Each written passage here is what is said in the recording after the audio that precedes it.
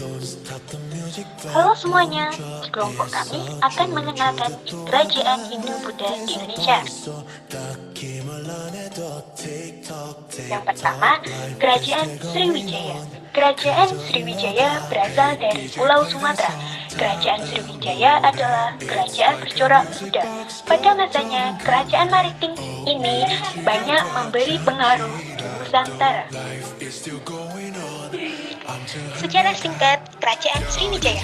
Nama Sriwijaya diambil dari bahasa Sanskerta, yaitu dari kata Sri yang berarti cahaya dan Wijaya yang artinya kemenangan. Jadi, arti namanya adalah kemenangan yang gemilang. Kerajaan Sriwijaya diketahui berdiri pada abad ke-7 dan pendirinya disebut Dabenda Hyang Srijayanasa.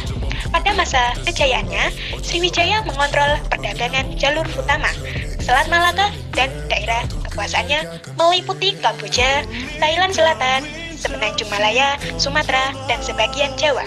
Selain itu, kebesarannya juga dapat dilihat dari keberhasilan kerajaan itu di beberapa bidang, seperti bidang maritim, politik, dan ekonomi. Masa Kerajaan Sriwijaya. Raja Balaputradewa dianggap sebagai raja yang membawa Sriwijaya ke puncak kegemilangannya pada abad ke-8 dan ke-9. Namun, pada dasarnya, kerajaan ini mengalami masa kekuasaan yang gemilang sampai ke generasi Sri Marawijaya. Pada masa kekuasaan Balaputradewa sampai dengan Sri Marawijaya, kerajaan Sriwijaya menguasai Selat Malaka yang merupakan jalur utama perdagangan antara India dan Tiongkok. Pusat Kerajaan Sriwijaya.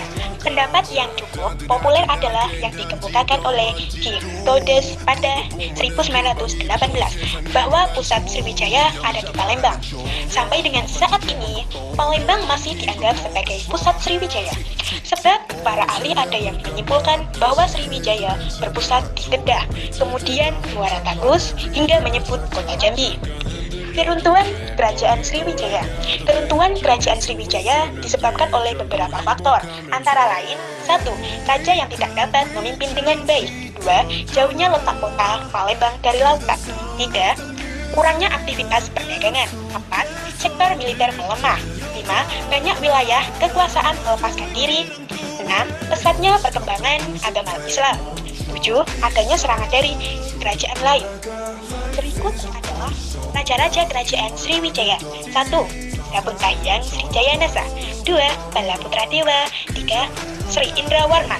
Peninggalan Kerajaan Sriwijaya. Ada beberapa prasasti peninggalan dari Kerajaan Sriwijaya, yaitu yang pertama, Prasasti Kedukan Bukit, yang kedua, Prasasti Talang Tuwo, yang ketiga, Prasasti Telaga Batu, yang keempat, Prasasti Kota Kabur, yang kelima, Prasasti Karangderai, yang keenam, Prasasti Pelas Pasemah, yang ketujuh, Prasasti Ujung Langit, yang kedelapan, Prasasti Ligor, yang kesembilan, Prasasti Leiden, dan yang terakhir, yang kesepuluh, Candi Muara Takus. Yang kedua, Kerajaan Mataram Kuno. Kerajaan Mataram Kuno adalah salah satu kerajaan terbesar era Nusantara yang berdiri sekitar abad ke-8 dan diperkirakan berpusat di Jawa Tengah. Ahli berpendapat bahwa letak Kerajaan Mataram Kuno ada di Medang dan Poh Pitu. Kerajaan ini diperintah oleh dua dinasti, yaitu yang pertama, dinasti Sanjaya yang beragama Hindu. Contoh, candi pada masa Sanjaya. Yang pertama, Candi Dieng. Yang kedua, Candi Gedong Songo. Yang ketiga, Candi Prambanan. Yang kedua, dinasti Shailendra yang beragama Buddha. Contoh candi pada masa Shailendra. Yang pertama, Candi Borobudur. Yang kedua, Candi Pawon. Yang ketiga, Candi Mendut. Raja-raja kerajaan Mataram Kuno di Jawa Tengah berdasarkan buku IPS terpadu jilid 1B oleh Sri Pujiastuti. Di Prasasti Canggal diketahui raja pertama yang memerintah kerajaan Mataram Kuno adalah Raja Sena. Kemudian Raja Sena digantikan oleh keponakannya yang bernama Sanjaya. Berikut adalah raja-raja kerajaan Mataram Kuno di Jawa Timur. 1. Empu Sendok. 2. Dharma Wangsa. 3. Airlangga.